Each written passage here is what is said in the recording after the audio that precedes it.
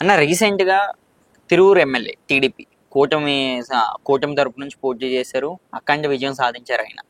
కానీ ఆయన రీసెంట్ గా 48 గంటల్లో నేను రాజీనామా చేస్తా, టీడీపీ పార్టీలో నిజాయితీ లేదు, నిజాయితీగా మాట్లాడిన ప్రతి ఒక్కరిని లెక్క చేస్తాలే చంద్రబాబు గారు అని ఆయన రీసెంట్ గా చెప్పడం అయితే జరిగింది. దీని మీద మీ అభిప్రాయం ఏంటి? ఇప్పుడు ఆయన ఏ సందర్భంగా చెప్పిండు రిజైన్ చేస్తా అని? వైఎస్ఆర్ కాంగ్రెస్ పార్టీ జాయిన్ అవుతా అని ఎందుకు చెప్పిండు? ఎందుకంటే వైఎస్ఆర్ కాంగ్రెస్ పార్టీ అందరిని వదిలేసుకుంది. గెలిచిన ఎమ్మెల్యేలను రోడ్ల మీద వదిలేసింది, ఓడిపోయిన వాళ్ళని రోడ్ల మీద వదిలేసింది. ఆ పార్టీకి ఎవడు లేడు దిక్కు, ముంగట ఇంకా ఎవడు లేడు. కాబట్టి ఆ పార్టీని నేనైనా నడిపించుకుంటా, దానివల్ల కనీసం నేను ప్రజల సమస్యలు బయటికి తెచ్చుకుంటా, ప్రభుత్వ దృష్టికి తొందర తీసుకొని రాగలుగుతా అని చెప్పిండని మనకు తెలుసు. కానీ వైఎస్ఆర్ కాంగ్రెస్ పార్టీ వాళ్ళు పిచ్చిన కొడుకులు ఏమనుకుంటారు? ఆడు రిజైన్ చేసి మా పార్టీలో వస్తున్నాడు, రిజైన్ చేసి మా పార్టీలో వస్తున్నాడు. వచ్చిన ఏమి ఇస్తాడు మీ పార్టీలో చెప్పు? జగన్మోహన్ రెడ్డికే దిక్కు లేదు, కొడాలి నానికే దిక్కు లేదు, రోజాకే దిక్కు లేదు, మినిస్టర్లు ఉన్నోళ్ళు. ఈయన వచ్చి ఏం చేస్తాడు చెప్పు? ఆయన ఎందుకు చెప్పిండంటే, ఒకప్పుడు ఆయన రైతుల కోసం ఉద్యమం చేసిండు, అమరావతి కోసం ఉద్యమం చేసిండు. వైఎస్ రాజశేఖర రెడ్డికి అభిమాని, జగన్మోహన్ రెడ్డికి కాదు. మళ్ళీ మీరు తెలుసుకోండి, వైఎస్ రాజశేఖర రెడ్డి సీఎం ఉన్నప్పుడు కూడా ఆయనకు అభిమానించండు. ఎందుకంటే ఎట్లయితే చంద్రబాబు నాయుడు ఐటీ రెవల్యూషన్ తెచ్చిండో, వైఎస్ రాజశేఖర రెడ్డి గారు రైతుల కోసం ఎన్నో పనులు చేశారు. అప్పుడు వాటర్ ట్యాంక్స్ కావచ్చు, డ్యామ్స్ కావచ్చు, లిఫ్ట్ ఇరిగేషన్ ప్రాజెక్ట్స్ ఏవైతే పెండింగ్లో ఉన్నాయో కూడా ఏవి ఆపలేదు. మంచి వైఎస్ రాజశేఖర రెడ్డి కూడా మనకు ఆపోజిషన్ ఉన్నా కానీ ఎప్పుడు చూసుకో అసెంబ్లీలో వైఎస్ఆర్ పవర్లో ఉన్నప్పుడు చంద్రబాబు కౌంటర్ ఇచ్చినా వైఎస్ రాజశేఖర రెడ్డి స్పోర్టివ్గా తీసుకుంటుండే, కక్షపూరితంగా ఇప్పుడు తీసుకోలే. టీడీపీని ఎప్పుడైతే వైఎస్ రాజశేఖర రెడ్డి ఓడగొట్టిండో, Rajiv Gandhi international airport TDP project continue చేసిండు. పేరు అనేది పెట్టుకుంటే ఏముంది, దాని గ్రౌండ్ సర్వేలు అన్నీ మనం చేసినాం. కొన్ని డ్యామ్స్, కొన్ని రిజర్వాయర్స్ టీడీపీ స్టార్ట్ చేసినా కానీ ఆయన కంప్లీట్ చేసిండు. ఎందుకంటే అది ప్రజలకు ఉపయోగం. ఇప్పుడు ఏ పార్టీ అయినా ఏదైనా పని చేస్తే పబ్లిక్ కోసం చేసింది కదా.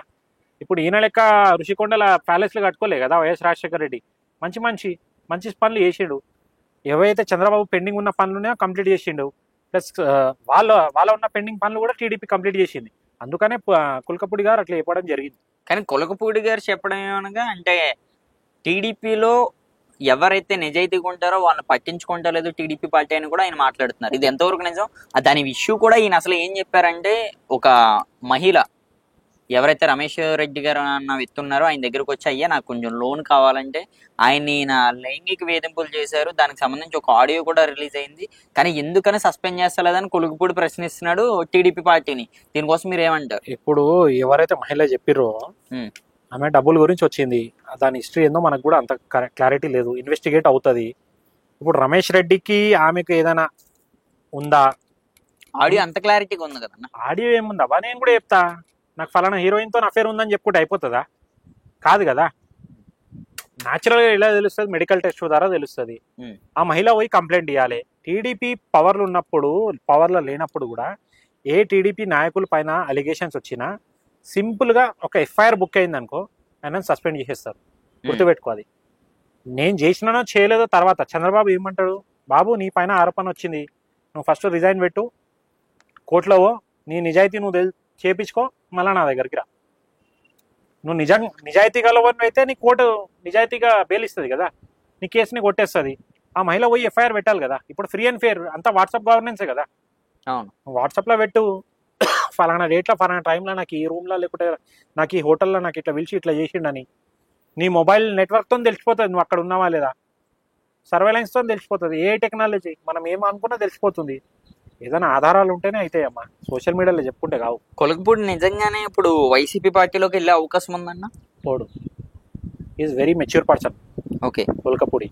ఎందుకంటే ఆయన దగ్గర జోబులో చిల్లి గవ్వలేకుండే. అలాంటప్పుడే అమరావతి ఉద్యమం స్టార్ట్ చేసింది. రైతుల కోసం ఎంతో కష్టపడ్డాడు. Hard working person. అలాంటిది గ్రామ స్థాయి నుంచి వచ్చి ఎమ్మెల్యే అయ్యాడు. అలాంటి మనిషి ఇట్లాంటివి చేయడు. ఆయనకి ఎక్కడో ఆడ ఏదో విషయంలో కొద్దిగా ఇబ్బంది అయ్యిందేమో పార్టీలా, 2 మాటలు చెప్పుకుంటాం. ఇంట్లో కూడా ఇప్పుడు మన నాన్ననో లేకుంటే మన భార్యనో అమ్మనో తిట్టింది అనుకో, ఆ టైంలో 2 మాటలు మనం కూడా తిట్టుకుంటాం.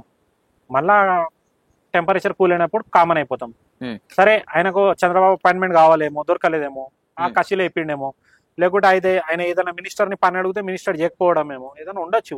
చిన్న చిన్న జరుగుతూ ఉంటాయి అంటే రాజకీయాలు. 2 కోట్లు అడిగితే ఇవ్వలేదు, అదే కొలుకుపూడి అడిగితే ఈయనకి ఇవ్వలేదనే కావాలని ఆరోపణలు చేస్తున్నారని రమేష్ రెడ్డి గారు అంటున్నారు. నిజంగానే కొలుకుపూడి అన్న వ్యక్తి డబ్బుల కోసం ఆశపడి ఇలా బ్లాక్మెయిల్ చేస్తున్నారా? ఇప్పుడు ఆయన ఎలక్షన్ పోటీ చేస్తే ఖర్చు పెట్టింది పార్టీయే, ఆయన సొంతంగా ఖర్చు పెట్టుకోలే. ఆయన నామినేషన్ పైసలతో సహా అన్ని టీడీపీ సపోర్ట్ చేసింది. ఆయన డబ్బులు ఏమవసరం అబ్బా, ఎందుకంటే ప్రజల మంచి ప్రజల కోసం పనిచేస్తుండు. 2-3 కోట్లు తీసుకుండంటే సరే, ఆడ 2 కోట్లు అడిగిందంటే నువ్వు నిజాయితీ గలవను అయితే ఇస్తావా? ఇవ్వవు కదా. నువ్వు కూడా ఏదో లంగ పని దొంగ పని చేసుకొని తెచ్చుకొని ఉంటావు కదా 2 కోట్లు. ఇప్పుడు నిజంగానే కొలుకుపూడి గతంలో జగన్మోహన్ రెడ్డి గారు విమర్శలు చేశారు. ఓపెన్ అయిన కొలుకుపూడి కావాలని త్వరలో ఓపెన్ అయిపోతున్నారు, పదవి కూడా రాజీనామా చేస్తారని కూడా మాట్లాడుతున్నారు. ఆయన ఒక్కడ పోతే మనకేమైనా అవుతుందా? ఇవన్నీ సోషల్ మీడియా ప్రచారాలు. ఏంటంటే పుల్లలు పెట్టాలి. ఇగో ఇప్పుడు భార్య భర్త గొడవైంది అనుకో, భార్యకి ఎవడో పాత బాయ్ ఫ్రెండ్ ఎవడో లేకుంటే వాళ్ళ భావన ఎవడో ఉన్నాడు అనుకో, వాళ్ళు ఏం చేస్తాడు, దగ్గర కావాలని చూసుకుంటాడు. అరే నీ భర్త దొంగ, నీ భర్త అది ఇది అని చెప్పి కొద్దిగా సైడ్ కార్నర్ తీసుకోవాలనుకుంటాడు వాళ్ళ బ్యాడ్ టైంలో. ఇది కూడా అంతే. సరే ఆయనకి ఏదో కోపం ఉండొచ్చు, లేకుంటే ఆయనకి ఏదో 12వ ఎమ్మెల్యేగా కొలుకుపూడి జాయిన్ అయ్యే అవకాశం ఉన్నదని కూడా 11కే గతి లేదాడా. ఆ 10 మందిని గుంజేయమంటారా చెప్పు, గుంజేయమంటావా చెప్పు, మీడియాలో నువ్వు చెప్పు. అంటే గుంజే అవకాశం ఉందా టీడీపీ పార్టీ? చంద్రబాబు ఇప్పుడు డోర్స్ ఓపెన్ అన్నారనుకో, జగన్మోహన్ రెడ్డి వేసుకున్న షర్ట్ ప్యాంట్ కూడా గుంజుకొని వచ్చేస్తారు వాళ్ళు. కడ్రాయడ్తో నిలబెట్టి వచ్చేస్తారు జగన్మోహన్ రెడ్డిని.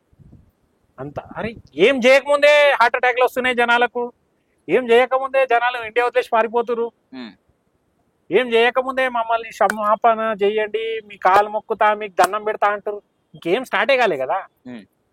వర్మ గారిని కూడా వైసీపీలోకి పంపించే పనులు వేయకుండా మొదలు పెడుతున్నారు. మన వర్మ గారే స్టేట్మెంట్ ఇచ్చారు కదబ్బా, నాకు పవన్ కళ్యాణ్తో ఏం లేదు, కొన్ని ఇష్యూస్ ఉన్నాయి, అది క్లియర్ కాలేదు కాబట్టి నేను చెప్పుకుంటున్నా. పవన్ కళ్యాణ్ చెప్పిండు కదా, నీకు ఎప్పుడు అపాయింట్మెంట్ కావాలో నేను ఇస్తా, కొద్దిగా అటు ఇటు డిలే కావచ్చు, ఎందుకంటే ఆయన డిప్యూటీ సీఎం కదబ్బా. ఇప్పుడు వర్మ గారు విలువగానే పవన్ కళ్యాణ్ ఉరకలేడు కదా, ఆయన కూడా చాలా పనులు ఉంటాయి. నేను లాస్ట్ టైం కూడా చెప్పిన, ఇప్పుడు నారా లోకేష్ కూడా మంగళగిరిలో ఫోకస్ చేయలేకపోతుంది, తిరగట్లేడు అంటే ఆయన ఒక మినిస్ట్రీ ఇచ్చిండు, ఆ మినిస్ట్రీ పనులలో బిజీ ఉన్నాడు. అట్లాని దాన్ని అది చేస్తలేడు కదా, ఎందుకంటే ఆ మినిస్ట్రీ పని జరిగితే మంగళగిరికి కూడా డెవలప్మెంటే. అన్ని ఇట్లనే ఉంటాయి. ఇప్పుడు ఏంటంటే సోషల్ మీడియాలో కొన్ని ట్రెండింగ్ కానికే, ఇప్పుడు నువ్వు చూడు సోషల్ మీడియాలో చాలా ఛానల్స్ థంబ్నెయిల్ ఒకటి ఉంటుంది, లోపల సినిమా ఒకటి ఉంటుంది. మనం చిన్నగా ఉన్నప్పుడు పాత థియేటర్లు ఉంటుండే, బయట రిక్షా వాళ్ళని పేరు పెడతారు, లోపల పోతే ఏదో సినిమా ఉంటుంది. స్టార్టింగ్ యూట్యూబ్ ఛానల్స్ వచ్చినప్పుడు కాపీ రైట్స్ లేనప్పుడు ఇట్లనే చేస్తుండే. మహేష్ బాబు కొత్త సినిమా అని పెట్టేస్తుండే పేరు, లోపల చూస్తే ఎప్పటిదో పాత సినిమా ఉంటుండే. ఓకే, పోకిరి వచ్చినప్పుడు అతడు పెట్టిరు, అతడు వచ్చినప్పుడు మళ్ళీ ఏదో సినిమా పెట్టిరు. ఇది కూడా అంతే, జస్ట్ మనం చూసుకోవాలి, నౌకాలు వదులుకోవాలి అంతే. అదే అది కూటమి నుంచి అయితే ఎవరు వైసీపీకి వెళ్ళి సమస్య లేదంటారా? ఎవ్వరు కావాలంటే 50 మందిని తీసుకొని పోమని, మాకు అయ్యేది ఏం లేదు.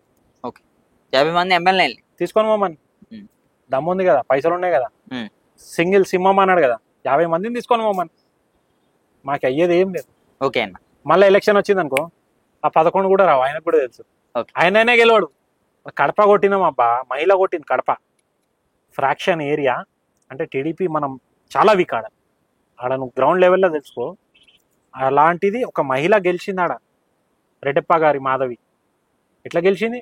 ప్రజలు చూసుకోరు, ఈ లంగాలు దొంగలు ఏం చేస్తలేరు. నువ్వు డెవలప్మెంట్ చేయకపోయినా పర్లేదు, కానీ కనీసం బేసిక్ రెస్పెక్ట్. ఆడోళ్ళకు న్యాయం చేయలేదు, ఆడోళ్ళకు అన్యాయం చేసిన వాళ్ళు ఎవరి జీవితంలో బాగుపడరు. ఓకే అన్న, అదొకటిని